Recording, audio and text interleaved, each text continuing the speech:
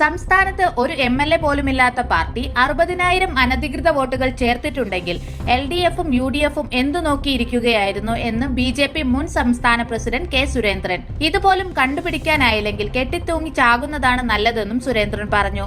2029ലും 2034ലും സുരേഷ് ഗോപി തൃശൂരിൽ ജയിക്കുമെന്നും ഇനിയും വോട്ട് ചേർക്കുമെന്നും സുരേന്ദ്രൻ പറഞ്ഞു. ഈ ആരോപണങ്ങൾ സുരേഷ് ഗോപിയുടെ ജനപിന്തുണ വർദ്ധിപ്പിക്കുമെന്നും സുരേന്ദ്രൻ തൃശൂരിൽ മാധ്യമങ്ങളോട് പറഞ്ഞു. ലോക്സഭയിലേക്കും നിയമസഭയിലേക്കും വർഷത്തിൽ 3 തവണ വോട്ടർ പട്ടിക പരിഷ്കരിക്കാൻ തെരഞ്ഞെടുപ്പ് കമ്മീഷൻ സമയം അനുവദിച്ചിട്ടുണ്ട്. നേരത്തെ അത് 1 തവണയായിരുന്നു. 6 മാസത്തിലധികം സ്ഥിരതാമസമുള്ള ഏതു പൗരനും മണ്ഡലത്തിൽ വോട്ട് ചേർക്കാം. അങ്ങനെയാണ് സുരേഷ് ഗോപിയും കുടുംബവും വോട്ട് ചേർത്തത്. പ്രവർത്തനത്തിന്റെ ഭാഗമായി ഏതാനും ചില വോട്ടുകൾ മറ്റ് ജില്ലകളിൽ നിന്ന് മാറ്റിയിട്ടുണ്ട്. വിരലിലെണ്ണാവുന്ന ചില വോട്ടുകൾ വച്ചാണ് ഈ ആരോപണം ഉന്നയിക്കുന്നത്. കോൺഗ്രസിലെയും CPMലെയും MLAമാർക്കും MP മാർക്കും ഇതുപോലെ പല സ്ഥലങ്ങളിലും വോട്ടുണ്ട്, സുരേന്ദ്രൻ പറഞ്ഞു. സുരേഷ് ഗോപി കഴിഞ്ഞ 2 വർഷമായി തൃശൂർ മണ്ഡലത്തിലുണ്ട്. 1 വർഷം മുമ്പ് തന്നെ സ്ഥാനാർത്ഥിയുടെ പേര് പ്രഖ്യാപിച്ചതിനു പിന്നാലെ അദ്ദേഹം സമ്പൂർണമായി ഇവിടെയുണ്ട്.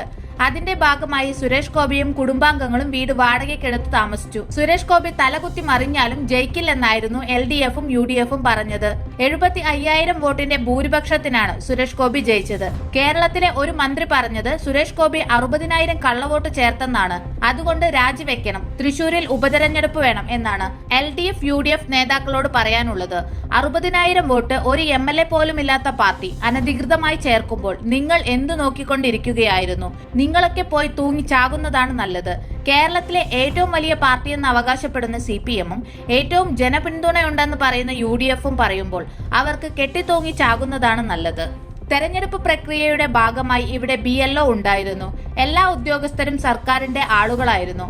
അന്നൊന്നും ആക്ഷേപം ഉന്നയിക്കാത്തവർ ഏതോ ഒരു സ്ത്രീ പറഞ്ഞതിന്റെ അടിസ്ഥാനത്തിൽ സുരേഷ് ഗോപി കള്ളവോട്ട് നേടി ജയിച്ചെന്നാണ് പറയാൻ ശ്രമിക്കുന്നത്.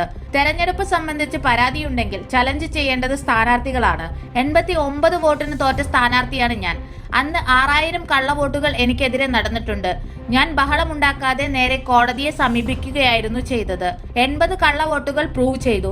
എതിർ സ്ഥാനാർത്ഥി മരിച്ചതിനെ തുടർന്ന് കേസ് പിൻവലിച്ചു. ഇതാണ് രാഷ്ട്രീയത്തിൽ എല്ലാവരും ചെയ്യേണ്ടത്. 2029 മാത്രമല്ല 2034ലും സുരേഷ് ഗോപി ഇവിടെയുണ്ടാകും. ഇനിയും വോട്ട് ചേർക്കും. വലിയ ഭൂരിപക്ഷത്തിൽ BJP വിജയിക്കും. കുറുനരികൾ ഓലിയിടുക, നെറ്റിപ്പട്ടം കെട്ടിയ ഗജവീരന്മാർ ഇവിടെ തന്നെ ഉണ്ടാകും. ഇക്കാര്യത്തിൽ സുരേഷ് ഗോപി പ്രതികരിക്കേണ്ടതേയില്ല. പാർട്ടി പറയേണ്ട കാര്യങ്ങൾ പാർട്ടി പറയും. ഈ ആരോപണങ്ങൾ സുരേഷ് ഗോപിയുടെ ജനപിന്തുണ വർദ്ധിപ്പിക്കുമെന്നും സുരേന്ദ്രൻ പറഞ്ഞു.